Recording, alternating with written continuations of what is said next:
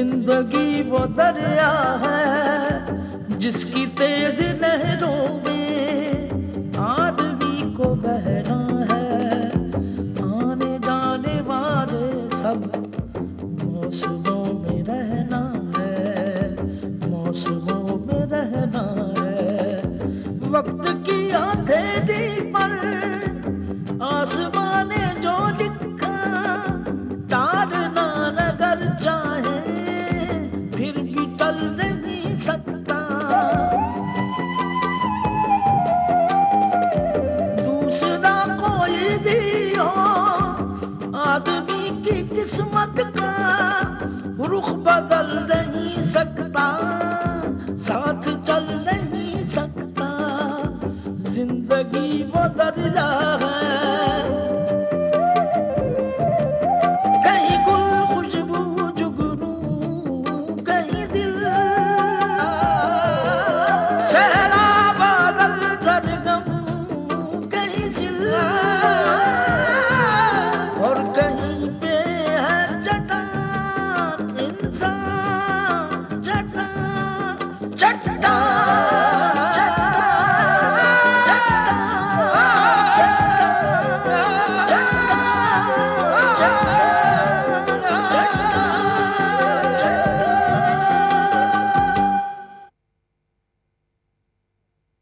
आइए आरती जी, शो में 1 घंटा बाकी है, चलिए तैयार हो जाए।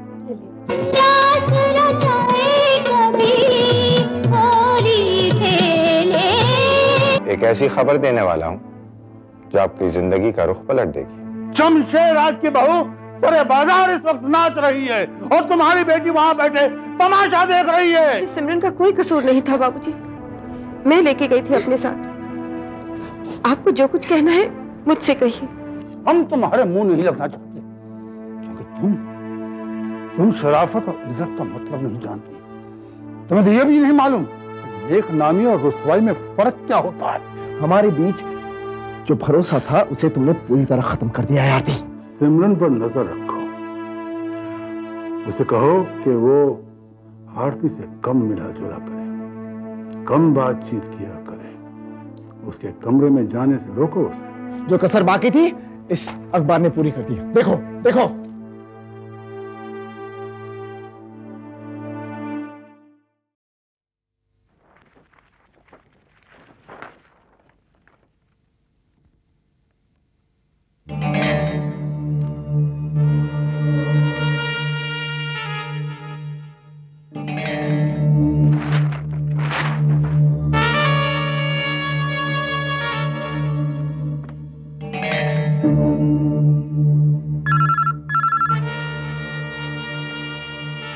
हेलो। फोन नीचे मत रखना शमशेर राज, मेरी बात ध्यान से सुनना। 2 दिन पहले मैंने एक इंपॉर्टेंट खबर आपको दी थी, लेकिन आपने उस पर विश्वास नहीं किया। मैंने आपको एक हसीन नजारा देखने ऑडिटोरियम भी बुलाया था, मगर आप नहीं आए। मगर अब वो घड़ी आ गई है जब आपको मेरी हर बात पर विश्वास करना होगा। जरा आज का पेपर देखिए और फक्र से अपना सर ऊंचा कीजिए शमशेर राज।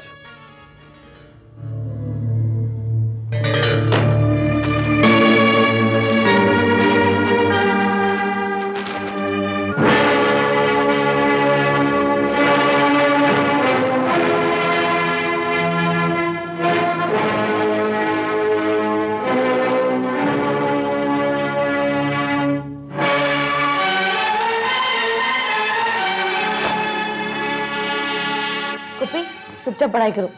पढ़ो। Lesson number 11। मैंने 10 बार आपसे कहा है, लेसन नहीं होता, लेसन होता है। लेसन। या lesson number 11। IS is, WAS was, dish that, man woman, boy वो boy। आज आप हमारा लेसन सुन नहीं रहे हैं। हमने इतनी गलती की फिर भी आपको पता ही नहीं चला। गुप्पी, बाबूजी सवेरे से कमरे से बाहर नहीं आए, पता नहीं क्या बात है। तुम्हें नहीं मालूम?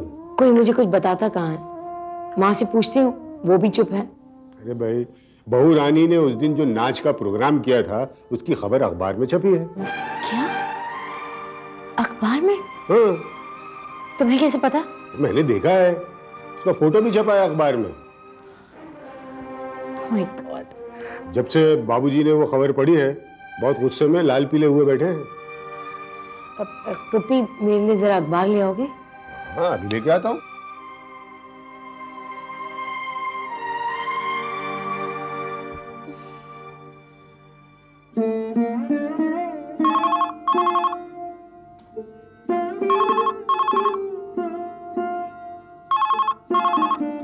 हेलो। हेलो सिमरन, मैं राहुल। हाय, तुमने क्यों फोन किया?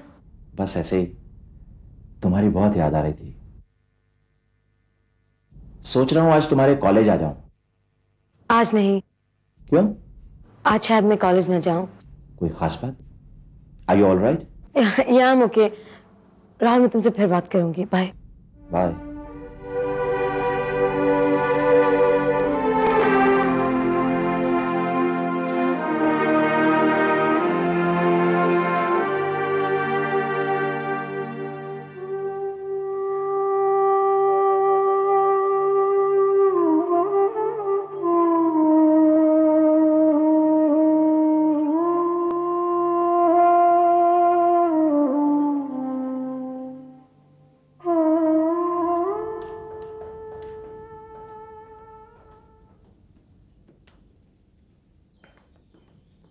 विशाल, तू आज मुझसे मिले बिना ही जा रहा है? माँ तुम बाबूजी के साथ थी इसलिए मैंने डिस्टर्ब नहीं किया। कैसे हैं वो अब? बहुत टेंस है। तुम तो जानते हो, टेंशन और परेशानी में उनकी तबीयत खराब हो जाती है। माँ मैं क्या बताऊं, मैं खुद इतना टेंस हूं। मैं इस इशू पर बात नहीं कर पाऊंगा माँ। मेरी तो कुछ समझ में नहीं आ रहा है। मैं चलता हूँ। बाबूजी से नहीं मिलेगा? हाँ? नहीं माँ, मैं उनके सामने नहीं जाऊंगा। तुम उन्हें संभालने की कोशिश करो माँ, प्लीज। मुझे देर हो रही है माँ। बाय।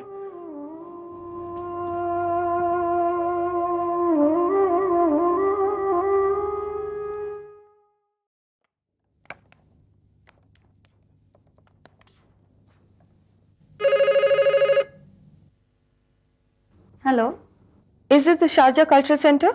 Yes madam. मैं आरती राज बोल रही हूँ।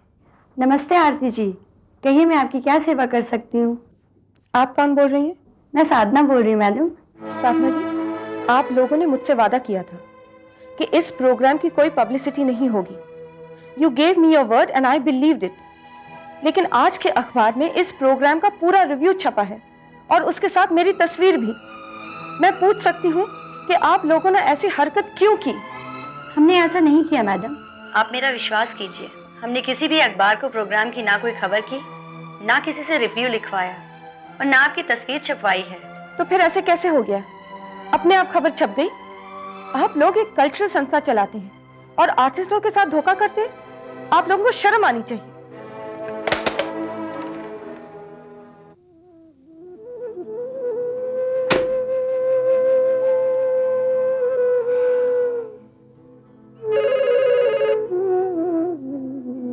हेलो विशाल, अब मैं गुल बोल रहा हूँ।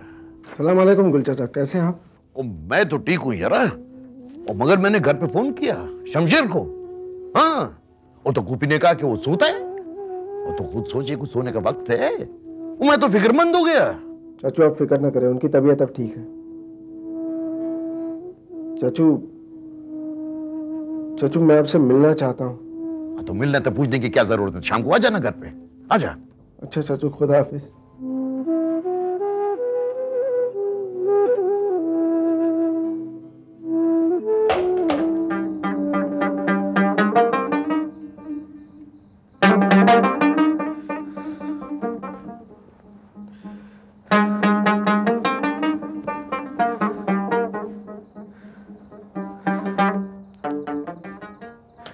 ऐसे वक्त पर मेरा दिमाग तो काम करना बंद कर देता है। मेरी तो कुछ समझ में नहीं आ रहा मैं क्या करूं। और पुत्र, दुनिया में ऐसा कौन सा मुश्किल है जिसका हल नहीं है? तू क्यों फिक्र करता है? वो सोच, वो तू ऐसा करेगा तो तेरे वाले शमशेर का क्या होगा? सब ठीक हो जाएगा यार।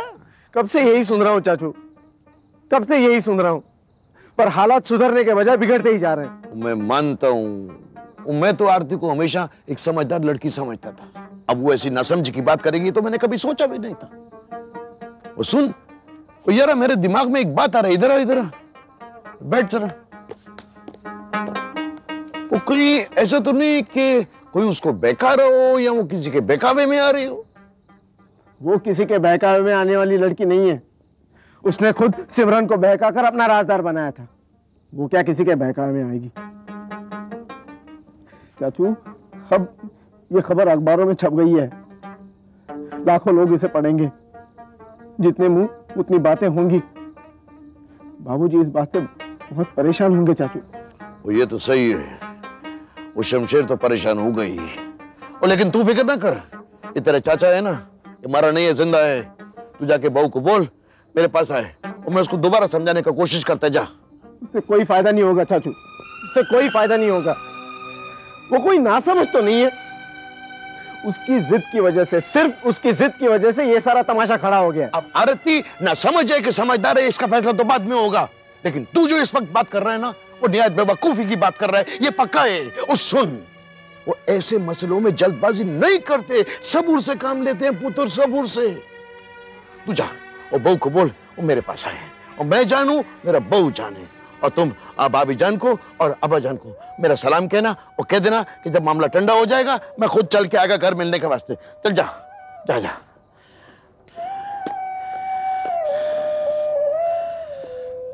चाचू, सब ठीक हो जाएगा ना? वो कह दिया ना यार, जा ना, सब ठीक हो जाएगा। जा, सोचने का वक्त है, मेरे को सोचने दे।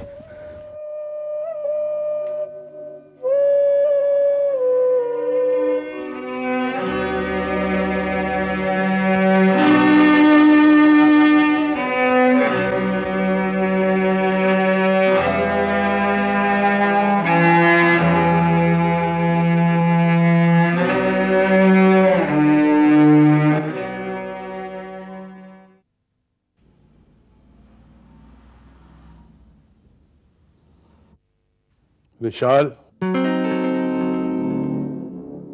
जी बाबूजी।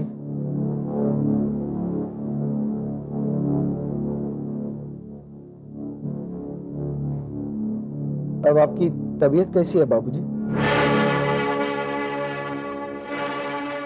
हम जानते हैं कि आरती की वजह से तुम बहुत परेशान हो। हम ये भी जानते हैं कि तुम्हारे समझाने के बावजूद आरती अपनी जिद नहीं छोड़ेगी, अपनी मनमानी करेगी, अपनी कला, अपने फन, अपने डांस के जरिए हमारे पुरखों की इज्जत को मिट्टी में मिला देगी। और हम ऐसा नहीं होने देंगे, हम ऐसा नहीं होने देंगे। तुम समझ रहे हो? जी बाबूजी। तो फिर क्या सोचा है तुमने? बाबूजी, ये प्रोग्राम आरती ने बड़े दबाव में आकर एक्सेप्ट किया था। मैं आपको यकीन दिलाता हूं कि दोबारा ऐसा कभी नहीं होगा। ऐसा तुम सोचते हो, ऐसा हम नहीं सोचते। और ऐसा तुम सोच सकते हो क्योंकि तुम दिल से सोच रहे हो, दिमाग से नहीं।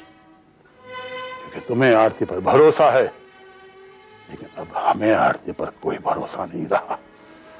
इसलिए हम तुम्हें साफ साफ शब्दों में बता रहे हैं कि आज के बाद आरती इस घर में नहीं रहेगी। नहीं। और अगर तुम भी आरती के साथ रहना चाहते हो तो तुम भी घर से जा सकते हो। बाबूजी, अगर आपने फैसला किया है तो सोच समझ कर ही किया होगा। मेरी वजह से जो आपको तकलीफ उठानी पड़ी है, परेशानी झेलनी पड़ी है, उसका अंदाजा है मुझे।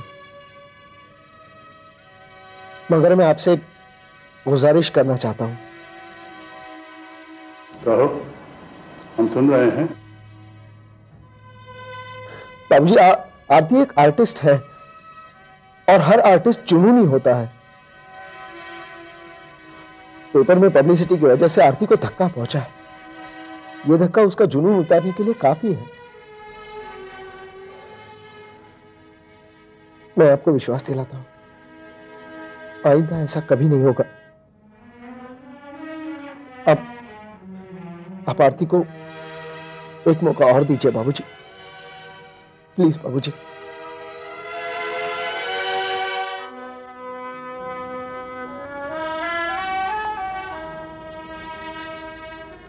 ठीक है, लेकिन यह मौका आखिरी मौका होगा, याद रहे। जी बाबूजी।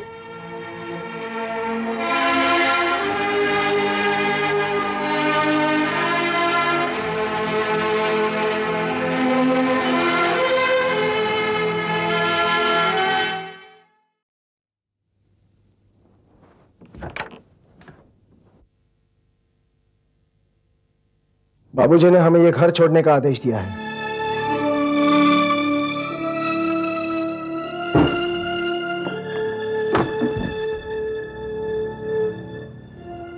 शायद ये कहोगी कि आर्टिस्ट को अगर अपने आर्ट के लिए घर बार छोड़कर बनवास लेना पड़े तो इसमें बुराई क्या है? ऐसा जुनून,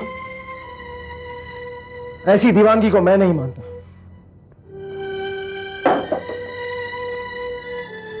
मेरी जिंदगी में हर चीज की एक जगह है, हर जज्बे, हर डिजायर की एक लिमिट है।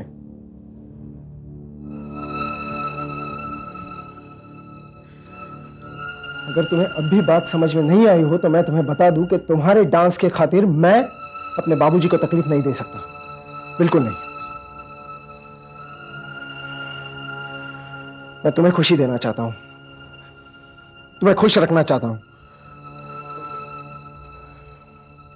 लेकिन अगर तुम्हारी खुशी की कीमत मेरे घर और मेरे परिवार का सुख चैन है तो इतनी बड़ी कीमत मैं नहीं दे पाऊंगा। सॉरी।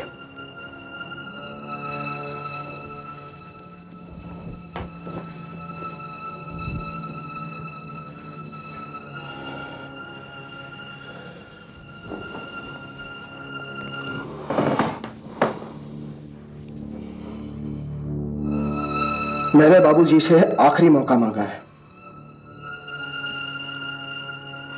अब तुम फैसला कर लो। तुम्हें अपने डांस को परवान चढ़ाना है या प्यार के उस सपने को जिसे हम दोनों ने मिलकर देखा है।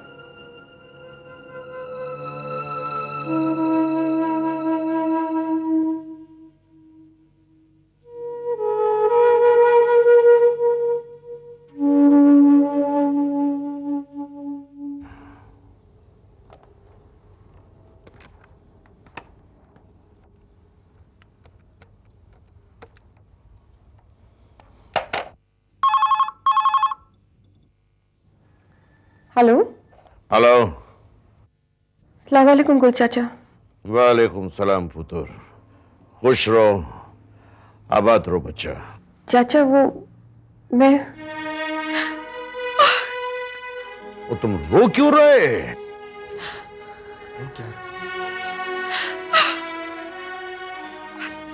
चाचा बाबूजी ने मुझे और विशाल को घर छोड़ देने के लिए कहा है। हाँ वो तो हो गई, वो तेरे को पता नहीं बचा, शमशेर जब गुस्से में आता है ना तो उसका होश आवाज बराबर काम नहीं करते हैं। लेकिन ऐसा लगता है, मेरा दिल बोलता है बच्चा कि ये बात उसने पूरे होश में कहा है, और तुमको ताजुब इसलिए हो रहा है कि तुम मामले की बारीकी को समझा नहीं है। मेरी बात भी तो कोई नहीं समझ रहा गुल चाचा। जिस कला की मैंने जिंदगी भर पूजा की है, इतनी मेहनत करके उसे परवान चढ़ाया है, उसे ही छोड़ देने के लिए कहा जा रहा है। डांस मेरे वजूद का हिस्सा है गुल चाचा, मैं उसे एकदम कैसे छोड़ दूं? मैं समझाता हूं बच्चा, मानता हूं कि ये बात तुम्हारे लिए बहुत मुश्किल है, लेकिन ये बात इतना आगे बढ़ चुका है कि तुम्हें फैसला तो करना पड़ेगा। मैं दोनों को चुनना चाहती हूँ। लेकिन ये नामुमकिन है पुत्र, नामुमकिन है। वो शमशेर है ना, वो अपने इकलौते बेटे को जिंदगी भर के लिए खोना बर्दाश्त कर लेगा, लेकिन अपनी बहू का इस तरह नाचना, इस तरह गाना, ये बर्दाश्त नहीं करेगा वो। हाँ, मुझे कुछ समझ में नहीं आ रहा गुल चाचा, मैं क्या करूं? मुझे अपनी गृहस्थी बहुत प्यारी है और मैं किसी भी कीमत पर विशाल को खोना नहीं चाहती। आलिया, इसका मतलब है कि तुम्हें अपने शोहर से, अपने घर से मोहब्बत है, और अगर ऐसा है पुत्र तो तुमको दोनों में से एक छोड़ना पड़ेगा। रक्स छोड़ना पड़ेगा, नहीं तो अपना घर, अपना शोहर छोड़ना पड़ेगा। मेरी बात सुन ले, वो अच्छी लड़कियां, वो खानदानी लड़कियां अपने घर को किसी कीमत पे बर्बाद नहीं करती हैं। हाँ,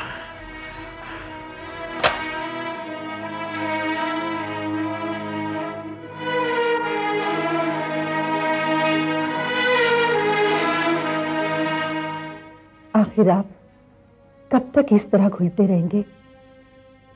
सब कुछ भगवान पर छोड़ दीजिए, वही हमारे घर की रक्षा करेगा। तुम हमारी परेशानी समझ नहीं रही गायत्री। हम जिस दो राह पर खड़े हैं ना, वहां से हमें कोई भी सुख का रास्ता दिखाई नहीं देता। हर तरफ अंधेरा ही अंधेरा है। ऐसी अशुभ बात मत बोलिए। तो फिर क्या बोलूं मैं, क्या बोलूं? मैं जानता हूं कि आरती नाचना नहीं छोड़ेगी। वो नाचना नहीं छोड़ेगी, हम उसे घर से निकाल देंगे। हो जाएगी तो विशाल भी उसके साथ जाएगा। हमारी तो हर तरफ से हार ही हार है। आरती विशाल से प्यार करती है, उसके साथ घर बसाना चाहती है। जब उसे डांस और विशाल में से किसी एक को चुनना पड़ेगा तो मुझे पूरा यकीन है कि वो विशाल को ही चुनेगी। नहीं गायत्री, आरती सबसे पहले अपने आप को डांसर समझती है। डांस ही उसकी भक्ति है। विशाल उसका भगवान नहीं है, नहीं है।